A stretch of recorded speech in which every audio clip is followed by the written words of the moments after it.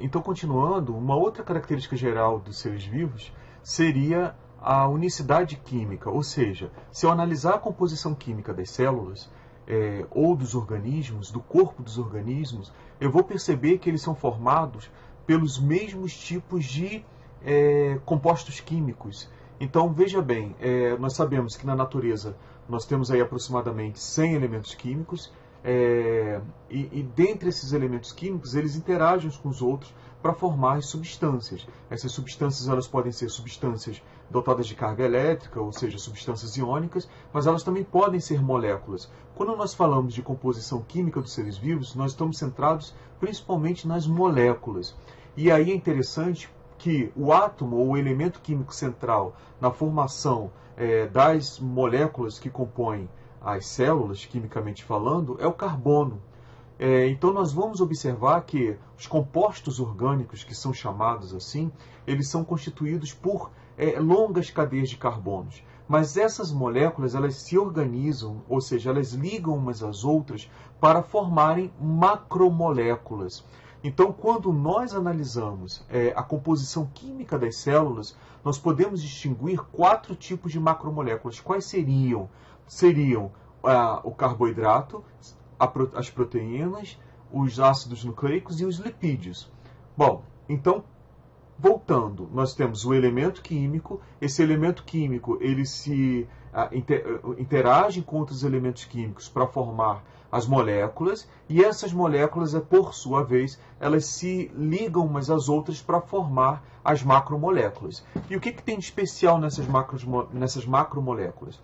Essas macromoléculas, quando eu vou analisar as unidades moleculares que formam essas macromoléculas, essas unidades elas são específicas àquela classe de macromolécula. Então, por exemplo, se eu estou analisando a composição química das proteínas, eu vou perceber que as proteínas são formadas por moléculas chamadas aminoácidos. Se eu vou analisar os carboidratos, que é o outro tipo de classe de macromolécula, os carboidratos são formados por unidades moleculares chamadas oses. Os ácidos nucleicos são formados por unidades moleculares chamadas nucleotídeos. E os lipídios? Os lipídios, dependendo do qual lipídio eu estou falando, me centrando apenas no lipídio da membrana, eles são formados por unidades chamadas de fosfolipídio.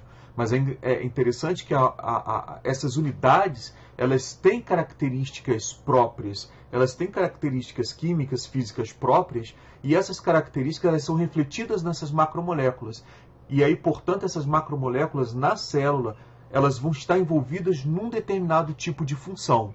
Então vamos olhar essa membrana plasmática. Quando nós analisamos a membrana plasmática, nós conseguimos ver aqui alguns tipos de macromoléculas. Essa bolinha amarelinha com esses dois traços marrons, elas são chamadas de fosfolipídio. Então a membrana plasmática ela é basicamente formada por fosfolipídio, ou seja, por lipídio. Mergulhado nessa camada lipídica, se vocês olharem, é uma dupla camada lipídica, eu tenho uma camada superior e uma camada inferior. Mergulhado nessa camada lipídica, eu tenho proteínas. As proteínas estão representadas em azuis. Além disso, eu posso perceber uma outra questão aqui.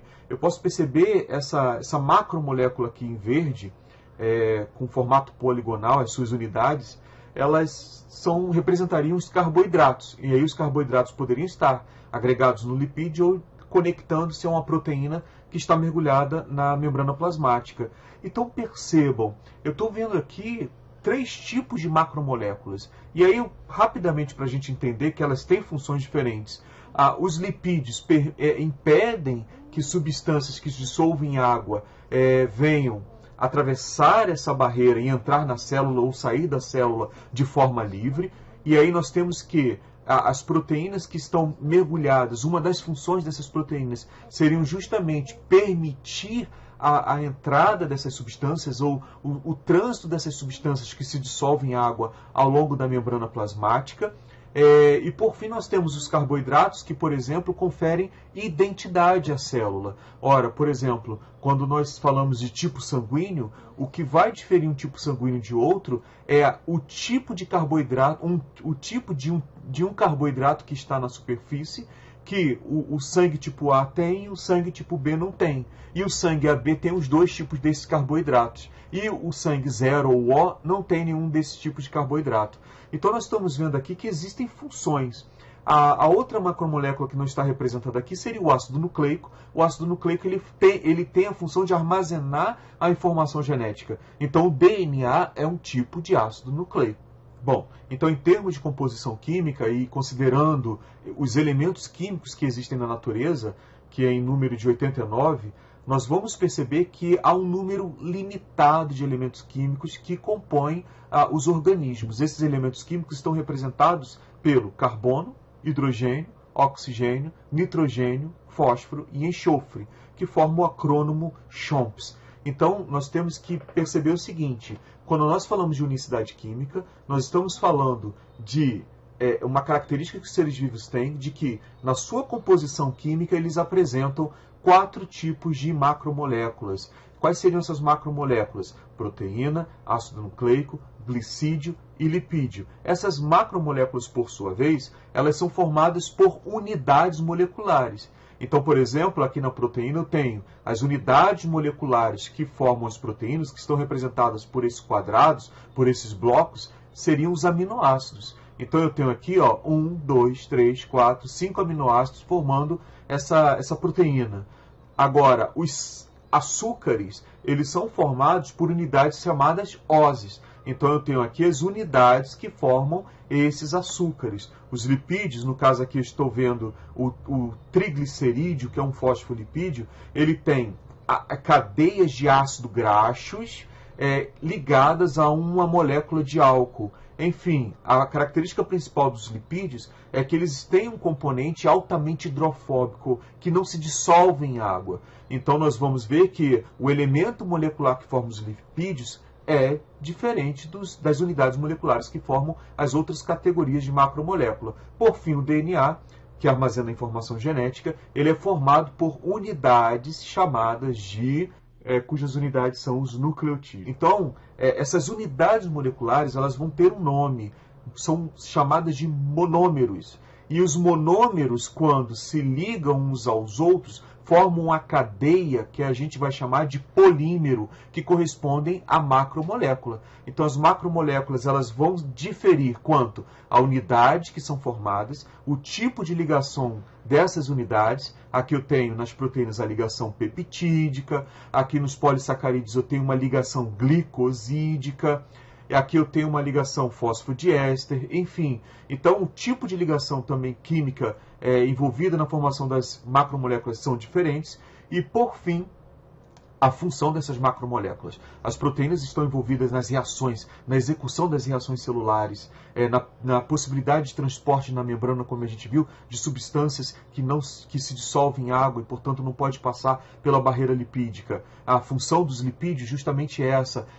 Pode ser a questão de formar a membrana plasmática, mas também uma questão de armazenamento de energia. Nós conseguimos armazenar energia excedente dos alimentos que nós consumimos na forma de lipídio. Os polissacarídeos, eles fornecem energia imediata, ou eles fazem parte, por exemplo, estruturalmente da parede celular, que a gente viu na aula antecedente. Por fim, nós temos os ácidos nucleicos, que armazenam a informação genética. Bom, então ainda no contexto dessa subtemática, né, unicidade química como característica geral dos seres vivos, nós podemos perceber aqui que os vírus também são compostos por essas macromoléculas. Se a gente olhar aqui, nós temos um envoltório chamado de envelope. O envelope ele é constituído por lipídio. Na superfície desse envelope nós encontramos moléculas de glicoproteína, como o nome sugere, são moléculas formadas pela junção de proteínas com glicídios ou carboidratos.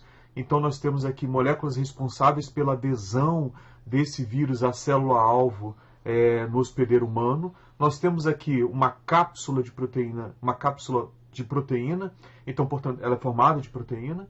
E, por fim, o ácido nucleico, que seria a outra categoria de macromolécula, cujas unidades são os nucleotídeos. Bom, prosseguindo, nós vamos agora para o metabolismo. Então, quando nós falamos de metabolismo, nós estamos falando de todas as reações químicas que ocorrem na célula. Ora, a célula, e aí a gente tem que compreender que o organismo, se a gente considerar que uma célula pode ser o organismo ou várias células formam um organismo, para sobreviverem precisam fazer reações químicas. Essas reações químicas elas têm dois objetivos principais: ou extrair energia dos nutrientes que são importados para dentro da célula, ou extrair matéria-prima desses nutrientes para a construção das suas macromoléculas. Então, por exemplo, a proteína é formada de aminoácidos. Ora, eu preciso desse aminoácido. Se eu vou para uma academia e quero tonificar os meus músculos, e aí eu preciso saber que para a tonificação dos meus músculos, na verdade, eu tenho um aumento de síntese proteica no interior das células musculares. Então, para intensificar esse músculo, para tonificar esse músculo, eu preciso ingerir mais aminoácidos. Por quê? Porque os aminoácidos são os blocos que vão construir as proteínas. E aí, no caso, as proteínas que estão envolvidas na contração muscular. Então, percebam, o organismo, para se manter vivo, ele precisa executar reações químicas. Sejam reações para obtenção de energia, óbvio, para levantar o peso eu vou precisar de energia, sejam para reações com o objetivo de extrair energia desses nutrientes que foram ingeridos e importados do meio, seja para tirar matéria-prima, ou seja, as unidades moleculares que estão presentes nesses nutrientes. Então, nós temos duas classes de reações químicas ocorrendo na célula.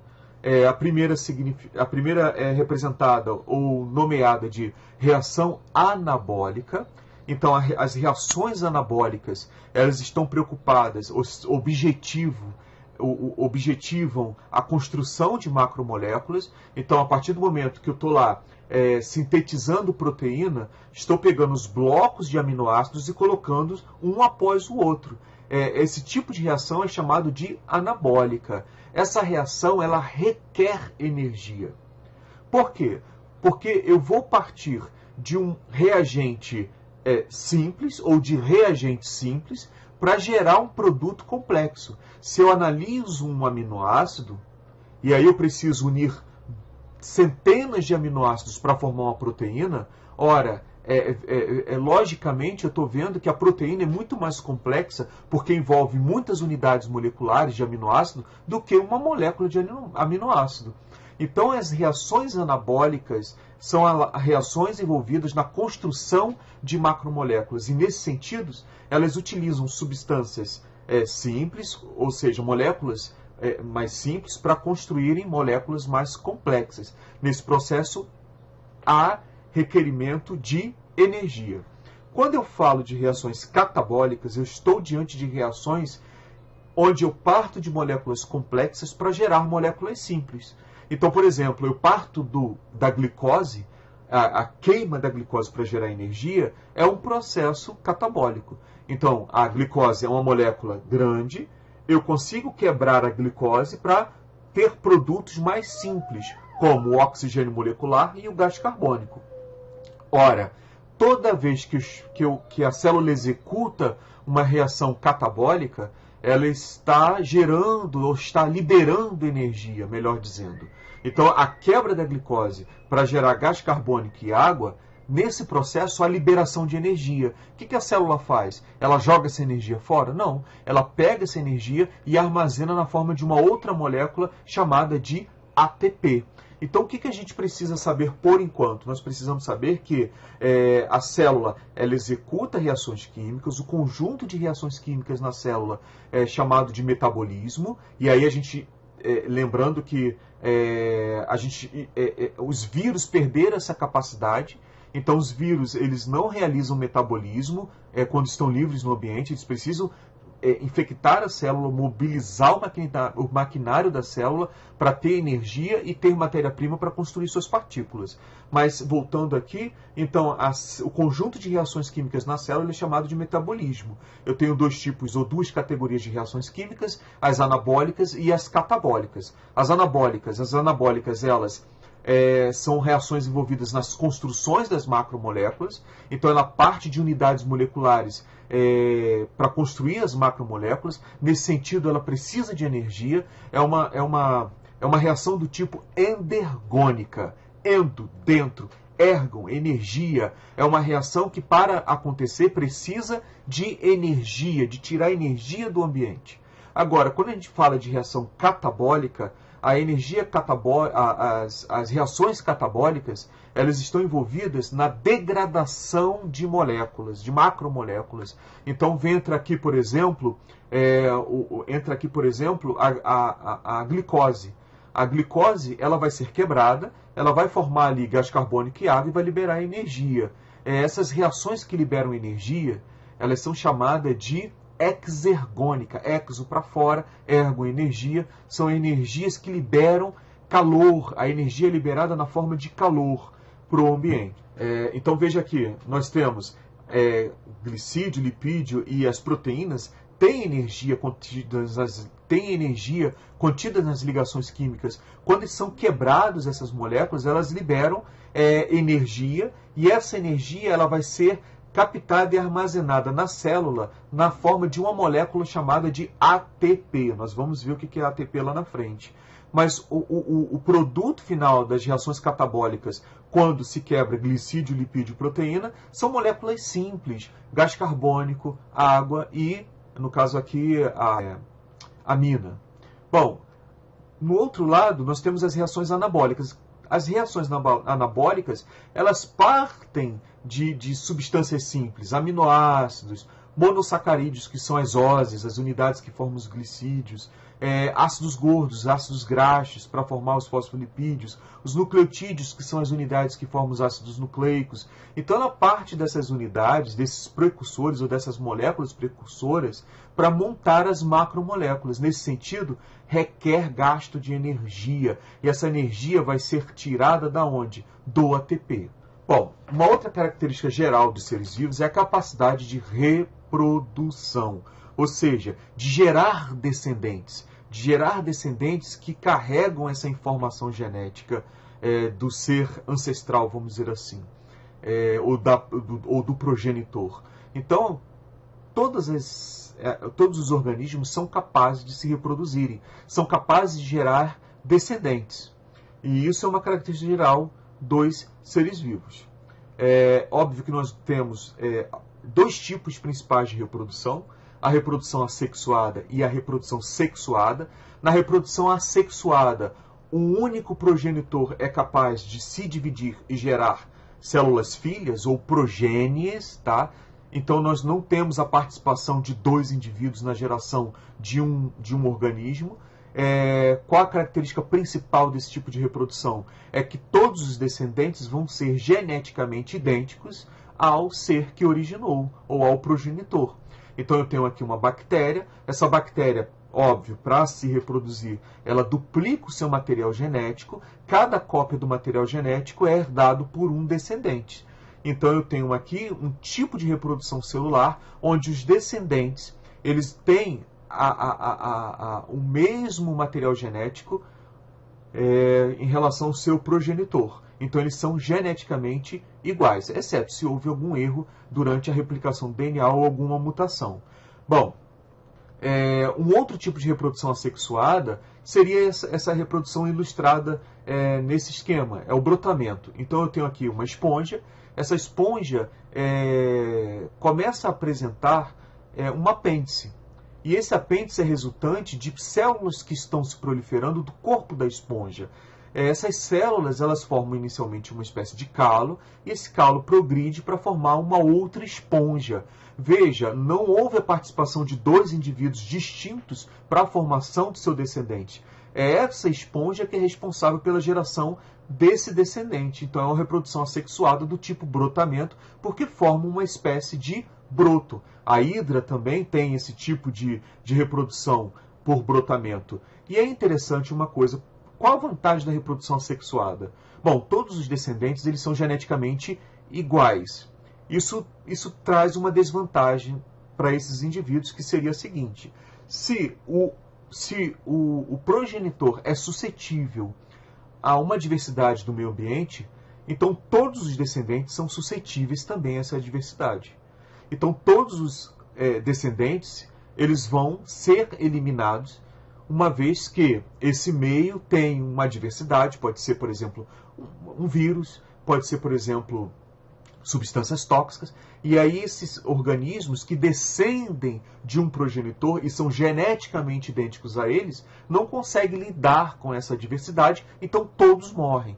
Qual seria a vantagem da reprodução assexuada? Gasta menos energia do que a sexuada. Além disso, a velocidade é maior, então em termos de ocupação territorial, a reprodução assexuada é melhor. Por quê? Porque os indivíduos se reproduzem mais rápido e eles conseguem ocupar territorialmente um espaço. Então, nesse sentido, a reprodução assexuada, ela traz esse tipo de vantagem. Agora, quando nós analisamos aqui essa planária, ela tem um outro tipo de reprodução assexuada. É feito um corte proposital, cada segmento corporal é capaz de se regenerar e gerar uma planária, idêntica àquela que era a progenitora. Qual esse tipo de reprodução assexuada é chamada de regeneração? Todos os descendentes são geneticamente idênticos ao progenitor.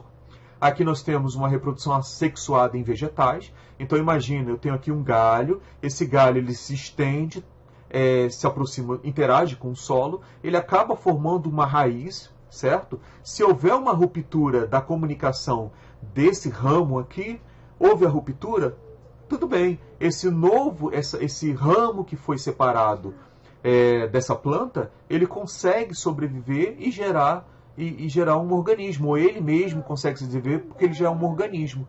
Agora, ele é geneticamente idêntico à planta da qual ele foi originado. Então, é uma reprodução assexuada. Aqui também, se eu fizer um corte e transplantar esse ramo que eu acabei de tirar dessa planta no solo, essa estaca ela é capaz de desenvolver raízes e formar uma planta idêntica à planta da qual ela foi extraída. Reprodução assexuada. Isso é um processo de propagação de plantas, por exemplo, na agricultura. Então vamos lá. Vamos ver aqui. Eu tenho um progenitor ancestral. Esse progenitor ele começa a se reproduzir, é uma bactéria, e começa a gerar diversos descendentes. De repente, um desses descendentes teve uma mutação. Essa mutação está representada por essa bolinha preta. Bom, o que vai acontecer? Vamos supor que é uma mutação que traz uma vantagem de sobrevivência. Então, o indivíduo ele é geneticamente diferente do seu progenitor, mas ele consegue sobreviver no ambiente. Então, estão coexistindo nesse momento. Quando eu exponho todas as populações bacterianas, tanto aquela decorrente da população do descendente ancestral e aquela que foi mutada, que sofreu a mutação, a um antibiótico, eu posso ter a seguinte situação. Essas que sofreram a mutação, elas são resistentes a esse antibiótico, elas sobrevivem. Aquelas do progenitor ancestral, elas são suscetíveis e todas elas são eliminadas do ambiente. Então aqui nós conseguimos perceber que a reprodução assexuada ela tem essa limitação, que é a questão de, pelo fato de todos serem geneticamente iguais, todos estão suscetíveis à mesma variável que se constitui numa adversidade à sobrevivência. E aí uma forma dos organismos que estão subsistindo através da reprodução assexuada driblarem são as mutações que ocorrem ao acaso nos seus genomas. Essas mutações podem ocorrer no momento que o DNA está sendo replicado, ou através, por exemplo, da exposição de radiação ultravioleta. Esse DNA, na presença de ultravioleta, ele pode sofrer algumas mutações, mas o fato é o seguinte, essas mutações têm que trazer vantagens, sobrevivências, e aí essas células elas vão ser geneticamente diferentes daquelas progenitoras, mesmo num contexto de reprodução assexuada. Só que, via de regra, de forma bem didática, a reprodução assexuada é o tipo de reprodução onde um progenitor ele consegue se reproduzir sem a participação de um outro indivíduo. Então, todos os seus descendentes são geneticamente idênticos a ele, ou seja, a este progenitor que está sendo considerado. Bom, o outro tipo de reprodução é a reprodução sexuada.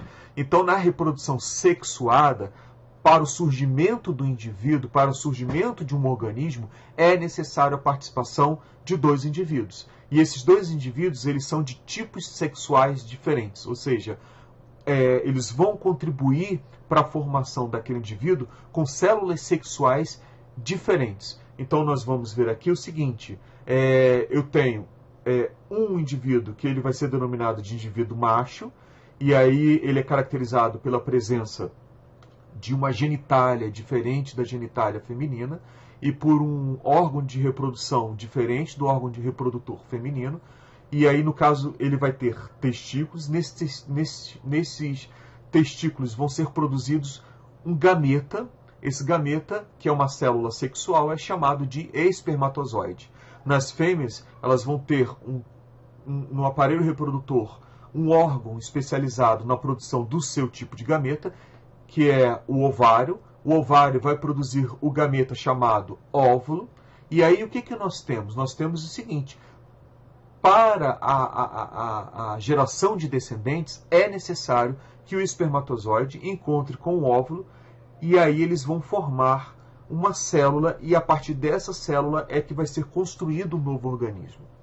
Então veja bem, na reprodução sexuada, nós temos para existência dos descendentes a necessidade de junção de duas células especializadas, que são células sexuais, chamadas de gametas. O que tem de diferente nesses gametas? Na verdade, eles vão ter a metade do número de cromossomos da espécie. Então tem uma nova informação que a gente precisa trabalhar, cromossomo. Bom, a gente viu que a informação genética ela está presente no DNA, certo? Então, nos organismos superiores, esse DNA ele está organizado na forma de cromossomos. E aí, nós temos nos cromossomos, não só DNA, nós temos proteínas que vão empacotar esse DNA para que esse DNA ele esteja presente no interior do núcleo dessas células. Mas esses cromossomos, eles têm o DNA. Por exemplo, na espécie humana, nós temos 22 pares diferentes de cromossomo, que estão presentes em todas as células, tanto na mulher quanto no homem, mais o cromossomo sexual. Então, na verdade, as células humanas elas vão ter 23 pares de cromossomos, sendo que 22 pares de cromossomos eu encontro tanto na célula feminina quanto na célula masculina, e o outro par seria o cromossomo sexual, que pode ser do tipo XX, e aí eu vou ter o sexo feminino, mas pode ser XY e eu vou ter o sexo masculino. Mas o fato é o seguinte, nós temos 23 pares de cromossomos. Esses 23 pares de cromossomos, eles estão presentes em todas as nossas células. Estão presentes no neurônio? Sim. Estão presentes na célula da pele? Sim. E estão presentes na célula do pulmão? Sim.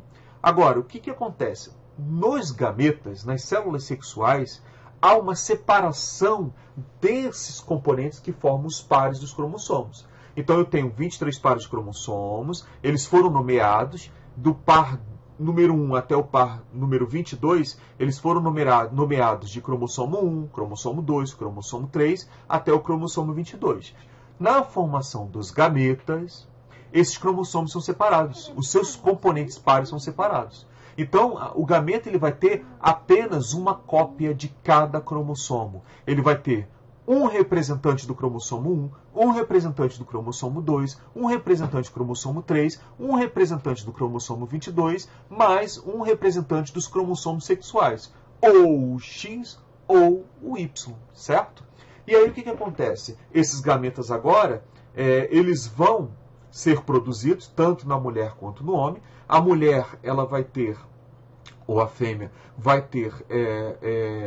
ela vai ter 22 cópias de cromossomos, que são chamados de autossomos, formam o organismo como um todo, mais o cromossomo sexual, que no caso da mulher sempre vai ser o X, ou no caso da fêmea sempre vai ser o X. E o homem vai ter os 22 cromossomos representados, do 1 ao 22, mais o cromossomo sexual, que pode ser o X ou o Y. O fato é que esses gametas agora, eles são, entre aspas, células que possuem a metade do número de cromossomo das espécies e, portanto, eles precisam se fundir, ou seja, o espermatozoide precisa se fundir com o óvulo para gerar uma célula que vai reconstituir os 23 pares de cromossomos, chamada de zigoto. E aí, a partir do zigoto, o que acontece? O zigoto começa a sofrer divisões, divisões, até formar o organismo, certo? Então, nós temos aí que na reprodução sexuada, para a formação dos descendentes, é necessária a participação de dois indivíduos. Esses dois indivíduos, eles produzem células chamadas gametas, são diferentes. Eu tenho gameta feminino e gameta masculino, cada qual portando metade do número de cromossomos da espécie. E aí o que eu percebo? Que é a junção desses gametas que vai restituir o conjunto total de cromossomos que definem aquela espécie, que é chamado de zigoto. Existe uma situação que é o hermafroditismo, que aí seria o seguinte: a reprodução sexuada, ela pode envolver dois indivíduos, cada um tendo sexo diferente, o macho e a fêmea, mas o mesmo indivíduo pode ter os dois tipos de sexo. Ou seja, existem organismos em contextos especiais na natureza que eles têm os dois aparelhos reprodutores e, portanto, eles vão produzir os dois tipos de gametas. Então, imagine a solitária. A solitária é um verme que existe nos intestinos humanos, certo? E a solitária ela é tão grande que ela ocupa o intestino e não dá mais espaço para uma outra solitária. Então, como é que esse organismo vai se reproduzir? A natureza encontrou uma solução. Se eu olhar o corpo da solitária, eu vou ver que ele é formado por segmentos, certo? Esses segmentos são chamados de proglotes. Então eu tenho aqui os proglotes, que são esses segmentos, e cada segmento eu tenho os dois aparelhos reprodutores, tanto o masculino, testículo, quanto também eu tenho o ovário. Então eu tenho aqui o ovário. Então, em cada segmento do corpo da tênia, eu vou ter as duas estruturas reprodutoras. E aí, no caso, eu tenho um tipo de reprodução sexuada chamado de autofecundação. E aí, no caso, eu vou ter os hermafroditas. Bom, no caso lá da reprodução sexuada, onde exige a presença de dois organismos com sexos distintos, ali eu vou ter uma fecundação cruzada. Nesse caso aqui, eu tenho uma autofecundação, porque esse organismo ele tem uma condição especial de sobrevivência, onde ele não encontra o seu par, e aí ele mesmo vai ter os dois tipos de aparelho reprodutor. Isso acontece, por exemplo, com os caramujos.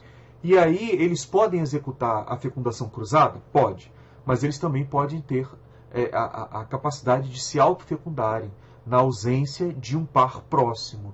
Isso mantém a sobrevivência da espécie, ele amplia o seu espectro de reprodução. Agora, quando a gente fala de reprodução, de fecundação cruzada, onde exige a existência de dois indivíduos com sexos distintos, nós estamos falando de um tipo de reprodução que me oferta uma variabilidade genética bem maior do que a variabilidade genética encontrada naqueles que se autofecundam.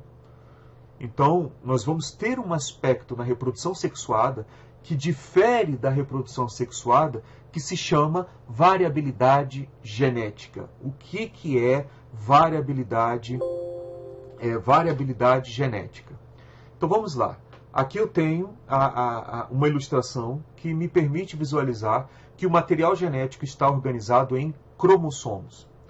Então, esses cromossomos, na verdade, estão armazenando um material genético. Eu já falei para vocês que nós temos 23 pares de cromossomos, sendo que 22 pares desse cromossomo, eles estão presentes tanto nas células masculinas quanto nas células femininas. Nós estamos aqui falando da espécie humana, tá? E o outro par é o par que define o sexo. Nós temos um par que seria representado pelos cromossomos denominados X. Então eu tenho um duplo X, XX, e o outro par seria a presença de um cromossomo X com a presença de um cromossomo Y.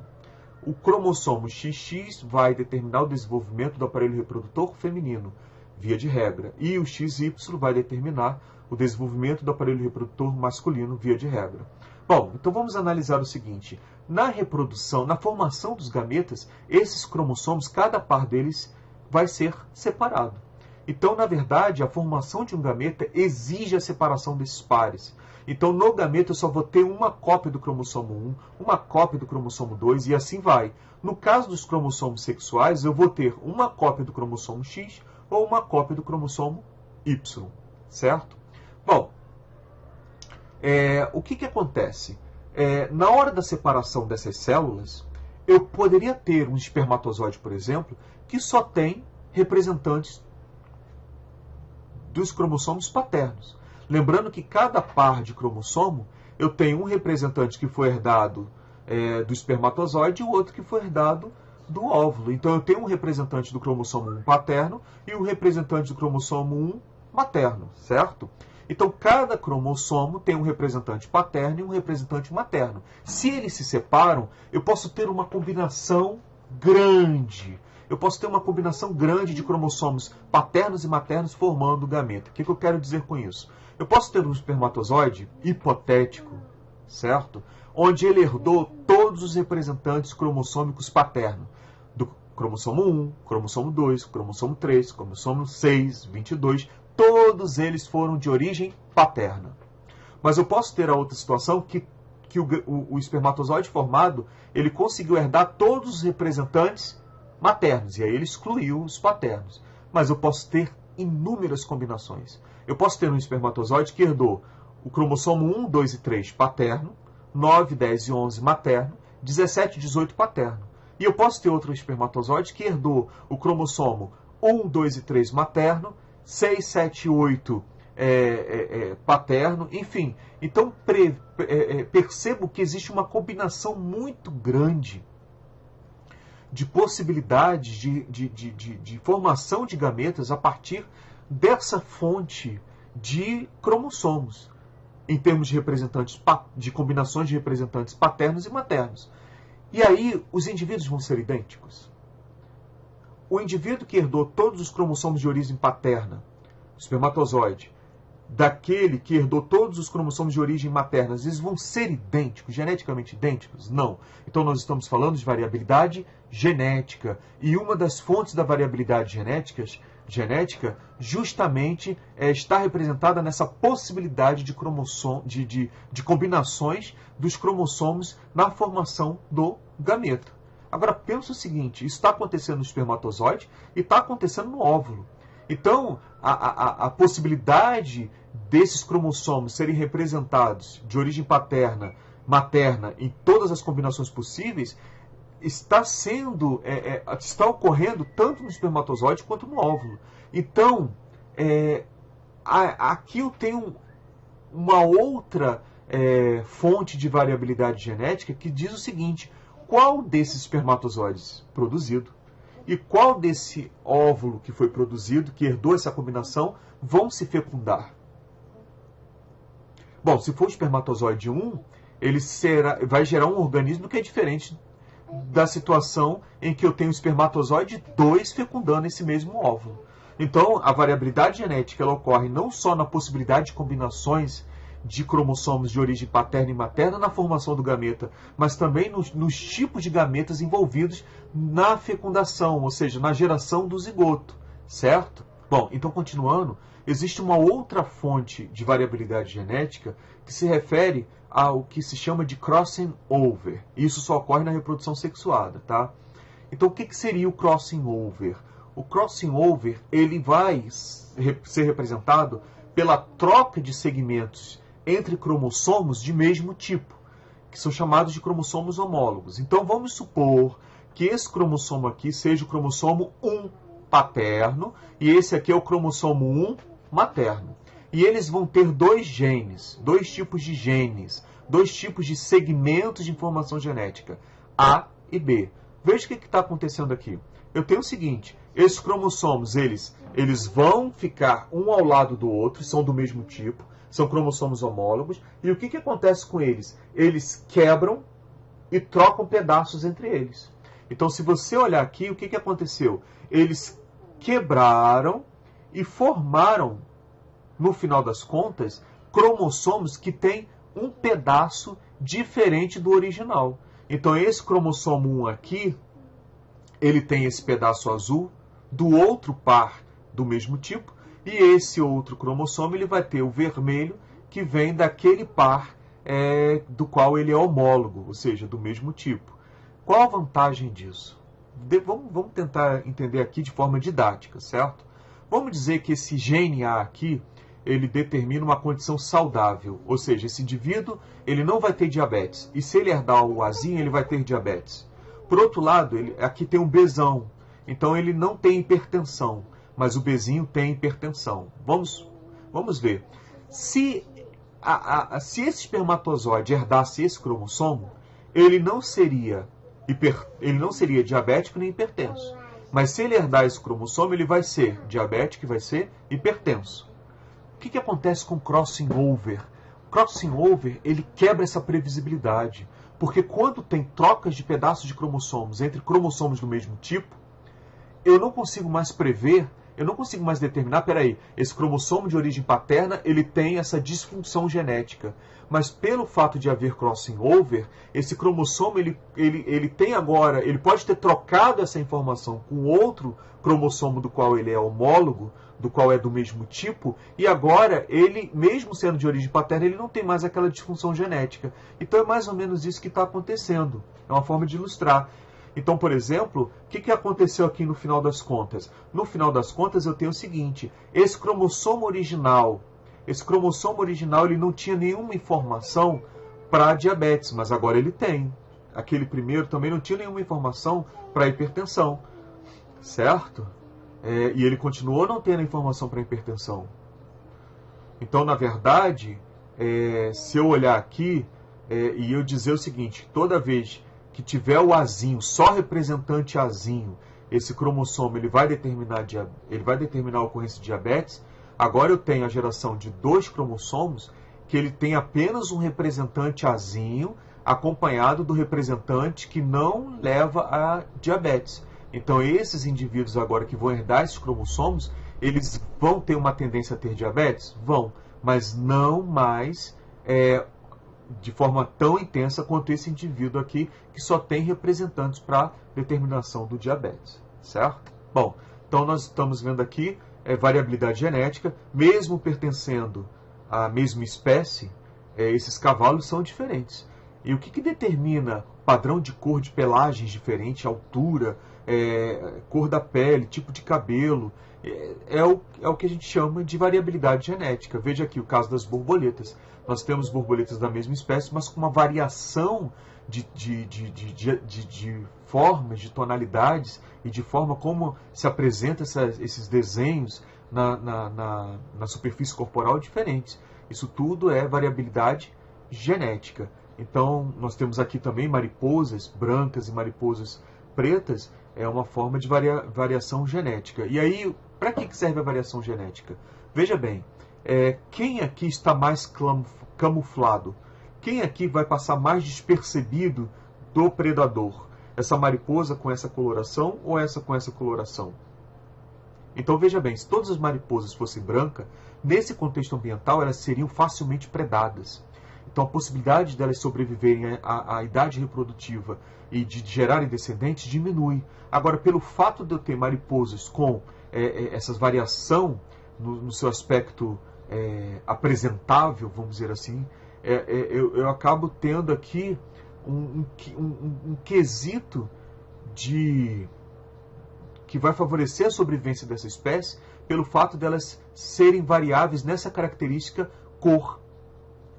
E aí, dependendo do ambiente onde elas estão, elas conseguem se camuflar mais. Então, aquelas que não têm essa vantagem de sobrevivência, no caso essa mariposa branca nesse contexto ambiental, ela vai ser mais facilmente eliminada do que essas que têm a cor preta e consegue se camuflar nesse ambiente escuro. Bom, e aí a gente preparou o terreno para falar de evolução. Uma outra característica geral dos seres vivos é a capacidade de evoluírem, ou seja, deles adquirirem características, e essas características elas acabam trazendo uma vantagem de sobrevivência, e com isso eles conseguem ou têm maior probabilidade de se reproduzirem e perpetuarem a sua espécie. Então a evolução ela foi desenvolvida, como teoria, ela foi desenvolvida por 2 cientistas principais, vamos dizer assim. Nós temos o Lamarck e o Darwin. Então, o Lamarck ele pressupunha que os animais evoluíam, ou os seres vivos evoluíam, através da utilização das estruturas ou do desuso dessas estruturas. Então, por exemplo, as girafas elas teriam esticado o pescoço a partir do momento que elas se esforçavam para capturar alimentos que estavam cada vez mais em estratos superiores crescentes. Então vamos supor o seguinte, uma população de girafas ancestrais, para Lamarck, essa população tinha todos os pescoços pequenos, porque elas se alimentavam de gramínea e tinha grama à vontade. Mas à medida que essa grama começou a ficar escassa, essas girafas elas tiveram que fazer um esforço para conseguir o alimento, que estavam num certo grau de altura. E essa altura ela foi progressivamente aumentando, porque nesses estratos mais inferiores, esses alimentos, que são as folhas, foram desaparecendo. Com isso, havia a exigência delas esticarem, se esforçarem. E aí, para Lamarck, pelo esforço dessa estrutura, elas desenvolveram esses pescoços longos. No caso das cobras, por exemplo, elas perderam as patas e desenvolveram a capacidade de se rastejarem. E aí, no caso, você tem o desuso do órgão, e esse desuso faz com que esse órgão desapareça, e justificaria o fato dos seres vivos atuais não terem aquele órgão que pode ser provavelmente visto no ancestral. Então, Lamarck ele diz o seguinte, que pela lei do uso ou desuso dos órgãos, esses órgãos se desenvolvem ou eles atrofiam, e isso é passado para os descendentes. Então, ele vem a uma lei que ele determina, que é a lei da transmissão dos caracteres adquiridos durante a vida. Então, as características adquiridas durante a vida, elas são transmitidas para os descendentes. Esse postulado se mostra errado. Por exemplo, se eu fizer um experimento um pouco agressivo, eu tenho vários camundongos e corto a cauda desses camundongos. Os descendentes perderam essa característica durante a vida. A minha pergunta é, esses camundongos se reproduzindo, todos os descendentes vão nascer sem cauda? Não, eles vão nascer com cauda. Então se mostra aí uma teoria falível do ponto de vista da observação real. Darwin ele pressupõe o seguinte, peraí, não tem alimento para todos os seres vivos. Então esses seres vivos eles estão competindo por esses alimentos. Bom, então vamos lá. Se não houvesse uma resistência ambiental, nós teríamos uma explosão dos seres vivos. Então nós não conseguimos ver uma explosão de seres vivos por causa de uma coisa chamada resistência ambiental. Há escassez de alimento. Então chega um determinado momento que esses seres da mesma espécie, de espécies diferentes, vão competir se eles por um mesmo alimento, por um mesmo território. E aí, como há uma competição, aqueles que reúnem um conjunto de características que fornece uma vantagem de sobrevivência em relação aos demais, eles têm mais chances de atingirem a idade reprodutiva e de perpetuarem, e de se reproduzirem. E se reproduzindo, eles estão transmitindo aquela característica. Então, a forma de Darwin ver a evolução, ele considera que o grupo ancestral é um grupo ancestral que tem uma variabilidade genética. Eles não são idênticos geneticamente. Ou seja, isso é visto pela morfologia.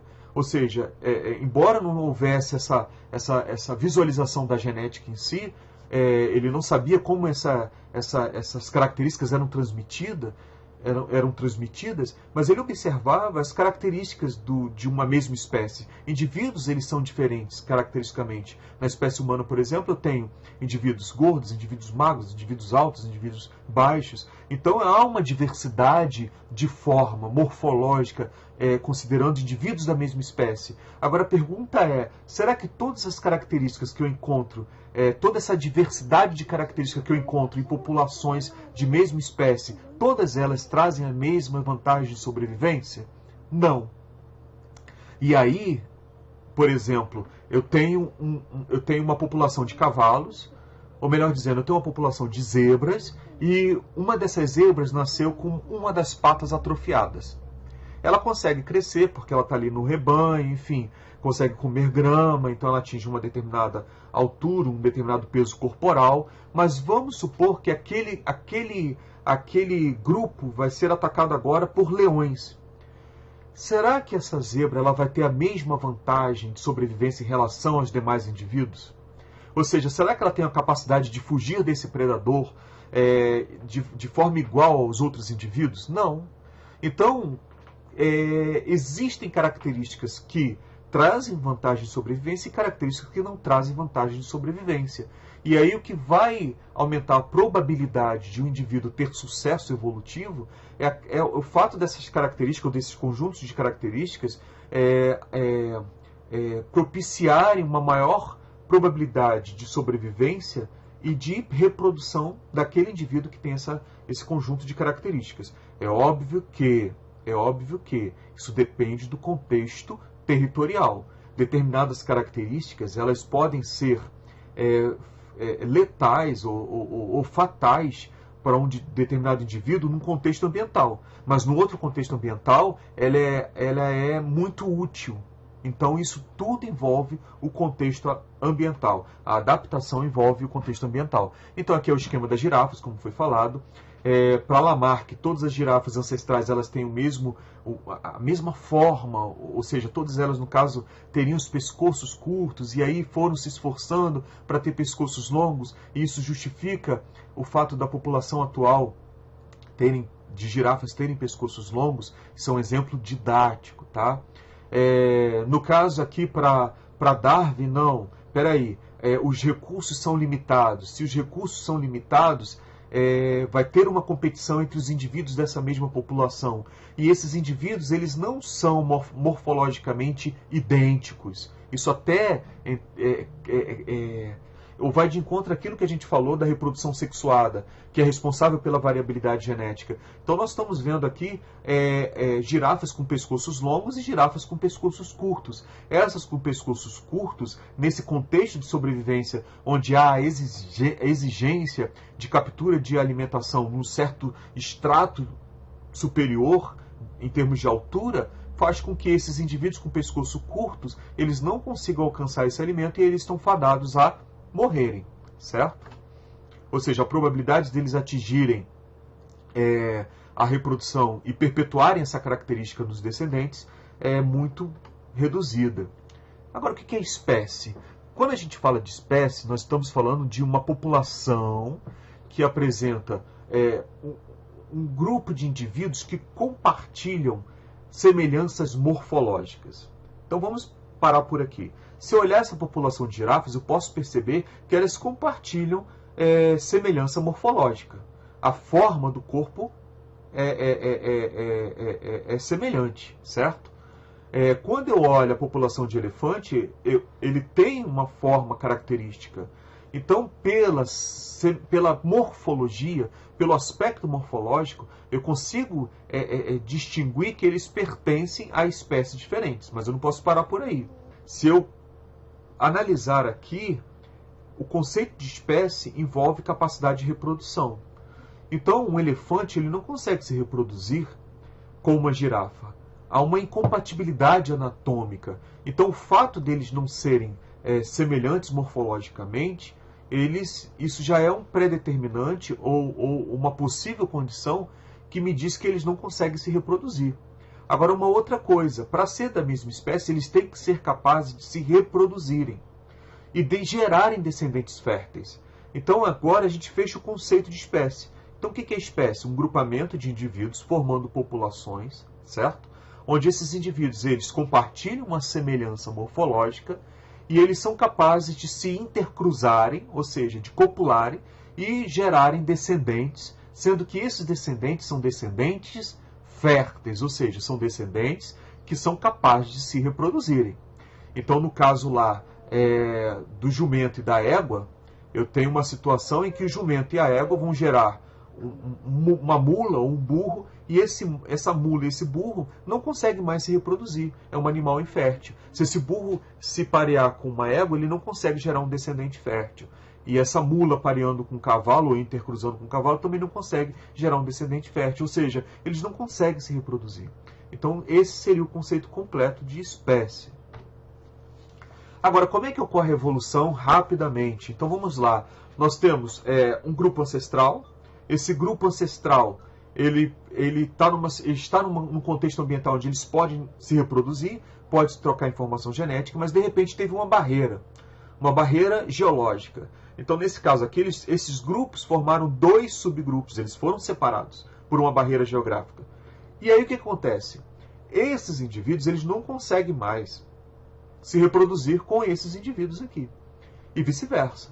Então, eles vão cruzar, esses subgrupos, os indivíduos desses subgrupos, eles intercruzam entre si, e eles vão, óbvio, gerando descendentes ao longo da história, e esses descendentes vão ganhando mutações, e essas mutações não são compartilhadas entre esses 2 subgrupos, porque eles estão separados por uma barreira geográfica.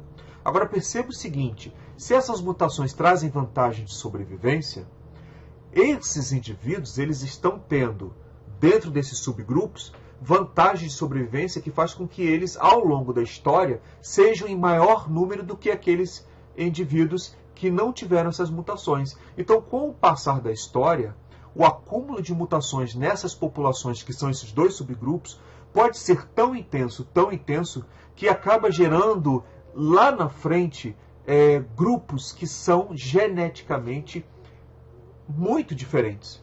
E ali, o que acontece? Se essa barreira geográfica, ela por um acaso desaparecer, e esses 2 subgrupos, nesse dado momento, no momento presente, eles conseguirem interagir uns com os outros, o que vai determinar se eles são de espécies diferentes é o fato deles não mais conseguirem se reproduzir. Então eles não mais copulam, ou se eles copulam não geram descendentes, ou se geram descendentes, esses descendentes eles não são férteis. Isso é determinante para o surgimento de uma nova espécie. E esse processo aqui, de formação de nova espécie, é um processo chamado de especiação. É um dos tipos, tá? E essa especiação, ela ocorre implicando inicialmente na existência de uma barreira geográfica, na separação de um grupo ancestral em 2 grupos. Esses grupos não se comunicam mais, eles acumulam mutações, essas mutações favorecem alguns indivíduos desse grupo, esses indivíduos eles aumentam em número populacional nesses grupos, e quando acaba essa barreira geográfica, no momento que eles se encontram, eles não conseguem mais se reproduzirem, certo? E com isso eu termino essa aula. Então o que nós vimos? Nós vimos aqui as características gerais dos seres vivos. Nós vimos que todos os seres vivos, tirando os vírus, eles são compostos de células. Depois nós vimos que há uma unicidade química, ou seja, esses seres vivos eles são constituídos de 4 categorias de macromoléculas. E aí a gente viu que essas macromoléculas elas são as proteínas, os lipídios, os ácidos nucleicos e os carboidratos. Depois nós prosseguimos e vimos a questão do metabolismo. Esses seres vivos, eles precisam de importar energia e matéria-prima do ambiente. Então essa energia e matéria-prima ela vem através de alimentos. Esses alimentos eles vão fornecer os blocos moleculares para a formação das macromoléculas e ao mesmo tempo a energia para a construção dessas macromoléculas. Então todos os seres vivos são metabolicamente ativos, exceto os vírus, embora os vírus sejam formados das mesmas macromoléculas. Bom, avançando, nós vimos a questão da reprodução. Então, quando a gente fala de reprodução, nós estamos falando de 2 tipos de reprodução, ou seja, que nada mais é do que a capacidade desses seres vivos de gerarem descendentes, seja pela participação de 2 indivíduos da mesma espécie, ou apenas de um indivíduo, no caso da assexuada, onde todos os descendentes são geneticamente idênticos, ou ainda no caso da sexuada, no caso dos hermafroditas, e nesse caso esse hermafrodita ele tem os 2 aparelhos reprodutores, certo? E por fim nós vimos a evolução, que é a capacidade dos seres vivos de evoluírem. A questão da evolução ela é bem presente agora no coronavírus. Então, rapidamente falando, isso é interessante. Nós temos lá uma forma inicial de coronavírus que infectou os humanos e se disseminou. E aí se disseminou de forma global, certo? E agora estão surgindo cepas, ou seja, subtipos do coronavírus, que aumentam sua capacidade de transmissibilidade. Ou seja, esse processo de infecção ele se torna mais eficiente. Então a gente consegue ver que esse vírus ele consegue agora aumentar a sua população, ou seja, se disseminar muito mais rapidamente do que o subtipo anterior. E aí há uma prevalência agora, em termos de diagnóstico, dessa nova variante do coronavírus. Então isso ilustra muito bem esse aspecto evolutivo.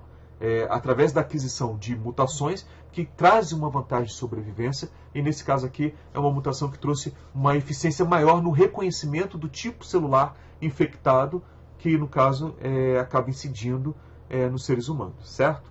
Então a gente termina por aqui e vamos para a nossa próxima aula, que seriam justamente a caracterização química das células. Muito obrigado.